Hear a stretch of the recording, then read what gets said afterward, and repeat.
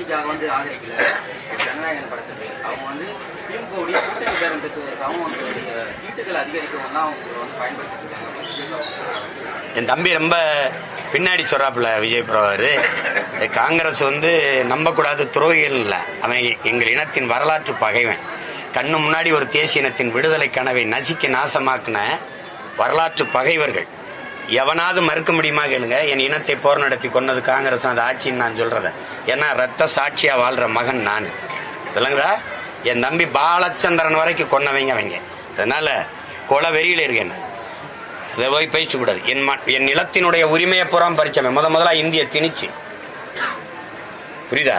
என் மாநில உரிமை கச்சத்தீவை எடுத்து கொடுத்து அங்க வாழ்ந்த மலையக மக்கள்ல பல லட்சம் பேர் இரவோட இரவா குடியுரிமையற்றவர்களாக நாடற்றவர்களாக கொண்டு இறக்கிவிட்டு திருப்பி ராஜீவ் ஜெயவர்த்தனை ஒப்பந்தத்தின் மூலமா என் இனத்தினுடைய விடுதலை கனவை நசுக்கி கல்வியை பொதுப்பட்டியல் மாநில பட்டியலிருந்து தூக்கிட்டு போயிட்டு மருத்துவ உரிமை எல்லாத்தையும் எடுத்துட்டு போய் இந்த நச்சு திட்டங்கள், இந்த அணு உலை, இந்த ஸ்டெர்லைட், இந்த மீத்தேன் ஈத்தேன் எல்லா கர்மாந்திரத்தையும் என் தலையில கட்டி இந்த காவிரி நதிநீர் உரிமை இழக்க செய்து கொஞ்ச நஞ்ச துரோகம் அயோக்கியத்தனமும் இல்லை. புரியுதா? அவன் போய் இந்த சந்தர்ப்பவாதி என் தம்பி சொல்ற மாதிரிலாம் அப்படி சாதாரண வார்த்தையில் சொல்றதை நான் விரும்பல. ஆனா புரிஞ்சுக்கணும், வளர்கிற பிள்ளை அவன் என் தம்பி விஜய் பிரபாகர்லாம் இந்த காங்கிரஸ் பாரதிய இந்திய கட்சிகள் எதுக்கு என் நிலத்துக்கு முதல்ல நீ எதுக்கு சொல்லு? என் வீட்டு இளவு கழுவிய நான் செத்ததே ஒன்னாலதான். அப்புறம் எல்லா உரிமையும் இழந்துட்டு நிக்கிறேன், எதுக்கு நிப்ப சொல்லு? எதுக்கு நிப்ப? நான் இவ்வளவு பேசுறேன். இந்த உரிமையில ஏதாவது ஒன்றுக்கு இந்த கட்சிகள் நிக்கும்னு சொல்லுங்க, நாங்க அவங்களோட நிக்கிறோம். திருப்பரங்குன்ற வழிபாட்டுக்கு வருவேன். இந்த மலை மேல இருக்கிற இந்த தூண்ல விளக்கேத்தணுங்கிறது உரிமை கொண்டாடுவ. பக்கத்துல இருக்க மலையை வெட்டி எடுத்துட்டு போவான் குவாரின்னு நீ கேட்க வர மாட்டேன்.